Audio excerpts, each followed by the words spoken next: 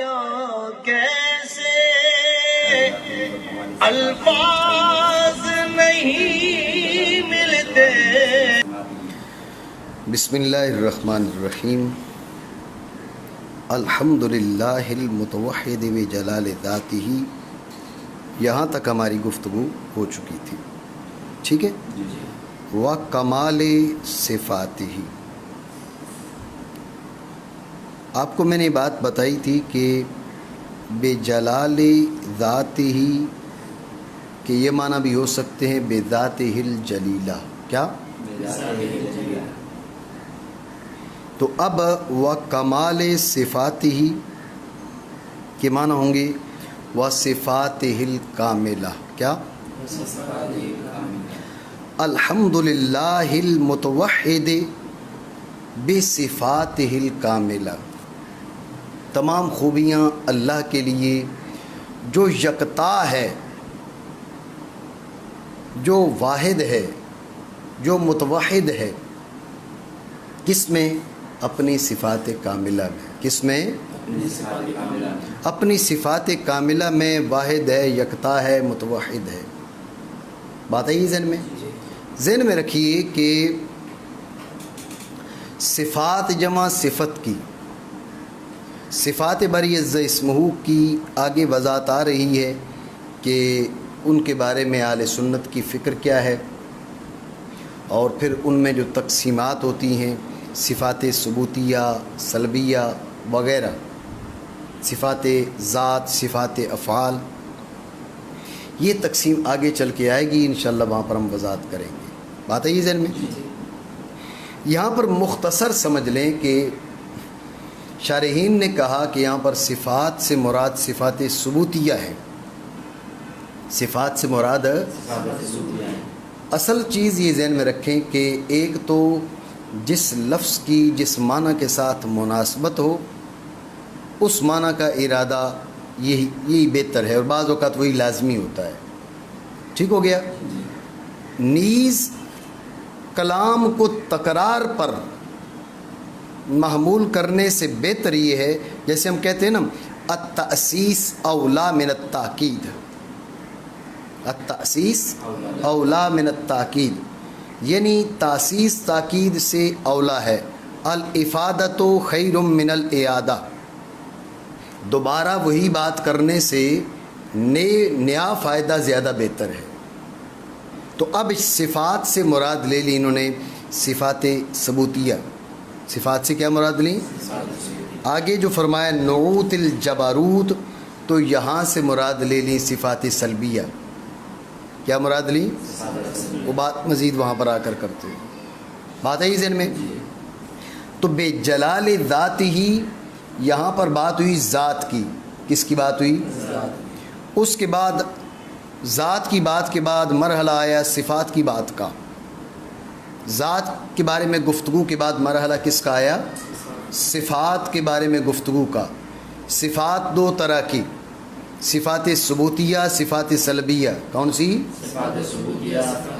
کمال صفات ہی صفات ثبوتیہ، نعوت الجبروت صفات سلبیہ. کمال صفاتی صفات ثبوتیہ اور نعوت الجبروت صفات سلبیہ. اب دیکھیں یہ تکرار نہیں ہے، یہ اعادہ نہیں ہے، یہ افادہ ہے، یہ تاسیس ہے. یہ نیا فائدہ اس میں حاصل ہو رہا ہے. میری بات آپ سمجھے نہیں سمجھے؟ ٹھیک ہو گیا. تو بہرحال بات میں یہ کر رہا تھا وہ کمال صفات ہی، صفات جمع صفت کی. تو صفات باری عز اسمہ کے بارے میں مزید گفتگو آگے آتی ہے، لیکن یہاں پر یہ ذہن میں رکھ لیں کہ صفات سے مراد صفات ثبوتیہ. صفات ثبوتیہ میں کیا ہے؟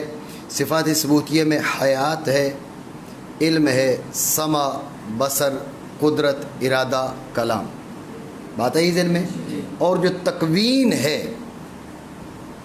اس کے بارے میں ماتریدیہ کہتے ہیں صفات ذات سے ہے، اشاعرہ کہتے ہیں صفات افعال سے ہے. ٹھیک ہے. جب میں نے المسائل الخلافیہ بین الاشاعرہ والماتریدیہ اس پہ گفتگو کی تھی تو تکوین کی بابت میری پہلی یہ دوسری نشست میں، تیسری نشست میں تکوین کے بارے میں گفتگو موجود ہے.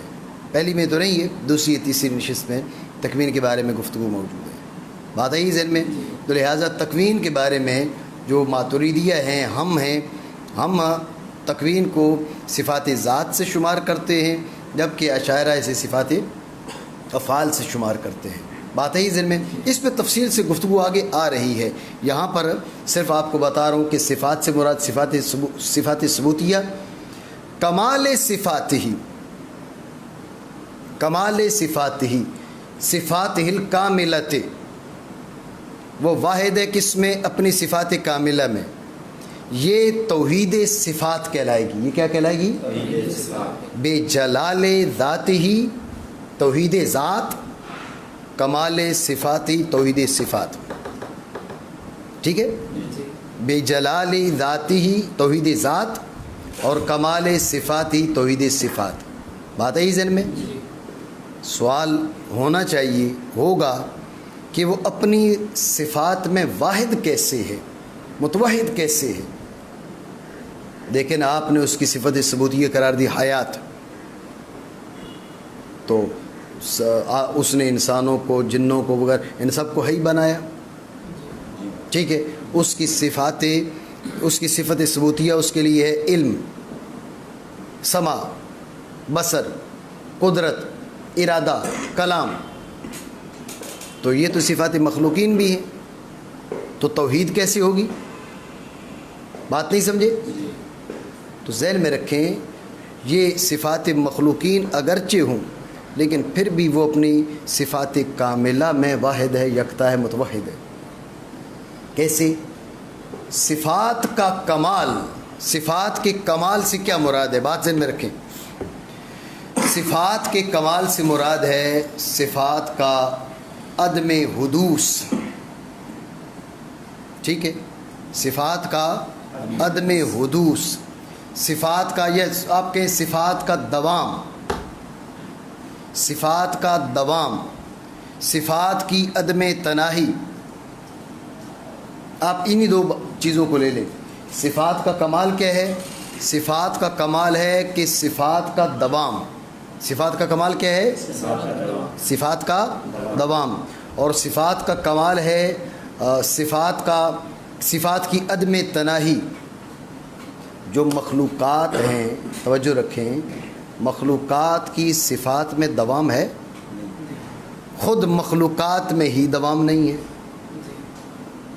خود مخلوقات میں ہی دوام نہیں ہے، تو مخلوقات کی صفات میں دوام کہاں سے آ گیا؟ ٹھیک ہے، اور مخلوقات کی صفات میں عدم تناہی بھی نہیں ہے. صفات باری عز اسمہ میں عدم تناہی ہے. تو عدم تناہی کے لحاظ، یعنی کمال کا مفہوم بتا رہا ہوں آپ کو. کمال سے یہاں مراد کیا ہے؟ کمال سے مراد ہے دوام، کمال سے مراد ہے عدم تناہی، کہ اس کی صفات دائمہ ہیں، اس کی صفات غیر متناہیہ ہیں. اس کی صفات دائمہ، اس کی صفات غیر متناہیہ. تو آپ بات پہ توجہ رکھیں، اس لحاظ سے وہ اپنی صفات میں واحد ہے، یکتا ہے، متوحد ہے. مخلوق میں کسی کی صفت دائمی نہیں ہے، مخلوق میں کسی کی صفات غیر متناہیہ نہیں ہے. میری بات آپ سمجھے نہیں سمجھے؟ ٹھیک ہے نا. یہ ہے توحید صفات. تو یہاں سے آپ یہ ذہن میں رکھیں کہ ایک اشتراک لفظی ہے، وہ بھی حی ہے، مخلوق کو بھی اس نے حیات سے نوازا. وہ بھی سمیع ہے، مخلوق کو بھی بعض کو سمع سے نوازا. وہ بصیر، مخلوق کو بھی بصیر بنایا. وہ علیم، مخلوق کو علم سے نوازا. جی، وہ قادر، مخلوق کو قدرت سے نوازا. وہ مرید، مخلوق کو ارادہ عطا فرمایا. وہ متکلم، مخلوق کو صفت کلام عطا فرمائی. یہ صرف اشتراک لفظی ہے، یہ صرف اشتراک لفظی ہے. حقیقت میں وہ اپنی صفات میں واحد ہے، جیسے ہم توحید صفات کا نام دیتے ہیں. میری بات آپ سمجھ رہے نہیں سمجھ رہے؟ بات ہے ذہن میں. خلاصہ گفتگو پھر سمجھیں. فرمایا الحمدللہ المتوحد بجلال ذاتہ و کمال صفاتہ. تو میں نے آپ کو بتایا کہ بجلال ذاتہ میں ایک احتمال یہ کہ بذاتہ الجلیلہ، تو کمال صفات ہی اس تقدیر پر ہوگا، و صفات الکاملہ، صفات کاملہ، کمال صفات کہیں یا صفات کاملہ کہیں، دونوں درست ہیں۔ صفات جمع صفت کی، اس کے بارے میں مزید گفتگو آگے چل کے آ رہی ہے۔ یہاں پر آپ یہ ذہن میں رکھیں کہ صفات سے مراد صفات ثبوتیہ ہے، صفات سے مراد صفات ثبوتیہ ہیں، صفات ثبوتیہ کاملہ۔ تو صفات ثبوتیہ کا کمال کیا ہے؟ صفات ثبوتیہ کا کمال ہے ان کا دوام، صفات ثبوتیہ کا کمال ہے ان کی عدم تناہی، ٹھیک ہے؟ تو بے جلال ذات یہ توحید ذات کی طرف اشارہ ہے، اور کمال صفات یہ توحید صفات کی طرف اشارہ ہے۔ بات آپ سمجھے نہیں؟ ٹھیک ہو گیا؟ مانا کرے تمام خوبیاں اللہ تعالیٰ کے لیے جو متوحد ہے اپنی ذات جلیلہ میں اور اپنی صفات کاملہ میں۔ باقی متوحد کے بارے میں گفتگو پہلے ہو چکی ہے، اس کا اعادہ ہم نہیں کریں گے۔ فرمایا المتقدس فی نعوت الجباروت ان شوائب النقص و سماتہ۔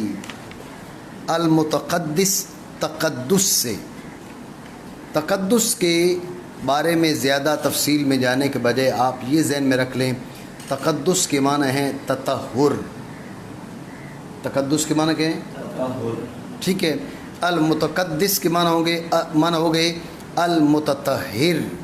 المتقدس کی کیا معنی ہو گئے؟ کیا معنی ہو گئے؟ المتطہر۔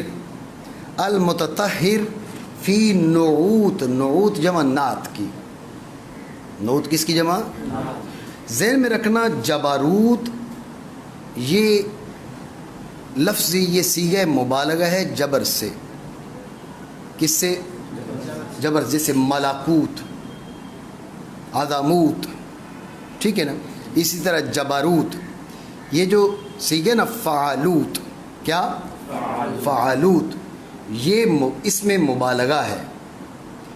تو اس میں مبالغہ صرف فعال ہونا ضروری نہیں ہے، جیسے غفار، قہار، جبار، یہ اس میں یہ صیغہ مبالغہ صرف یہ ہونا ضروری نہیں ہے، مبالغہ پر دلالت کرنے کے لیے اور بھی اوزان ہیں، جن میں سے ایک ہے فعالوت۔ ملاکوت کے معنی ہے ملک عظیم، ٹھیک ہے نا؟ ملاکوت کے معنی کیا ہے؟ صرف ملک نہیں، ملک تو لفظ ملک سے حاصل، جب آپ ملاکوت کہیں گے تو اب ہے ملک عظیم، کیا معنی ہوں گے؟ تو اب جباروت ہے جبر سے مبالغہ۔ جباروت کس سے مبالغہ ہے؟ جبر سے۔ ذہن میں رکھیں، جبر کے پہلے معنی سمجھ لیں۔ جبر کے معنی رفعت و عظمت کے بھی ہیں اور قہر بلا ظلم کے بھی ہیں۔ جبر کے معنی بولیں، رفعت و عظمت کے بھی ہیں اور قہر بلا ظلم۔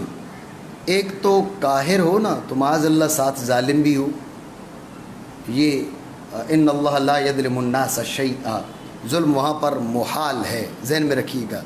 ظلم کا ذات باری عزہ اسمہ سے تعلق محال ہے، نقص کا اس ذات والا سے تعلق محال ہے، ٹھیک ہے نا؟ تو لہٰذا یہ قہر جو جس کے اندر ظلم ہو اس کا ذات باری عزہ اسمہ سے تعلق ہی نہیں ہے۔ تو جبر کیا ہے؟ جبر ہے قہر لیکن بلا ظلم۔ جبروت جبر سے مبالغہ، تو جبر کے معنی ایک ہے عظمت، ٹھیک ہے جی؟ ہاں ہوگی، فنش کریں۔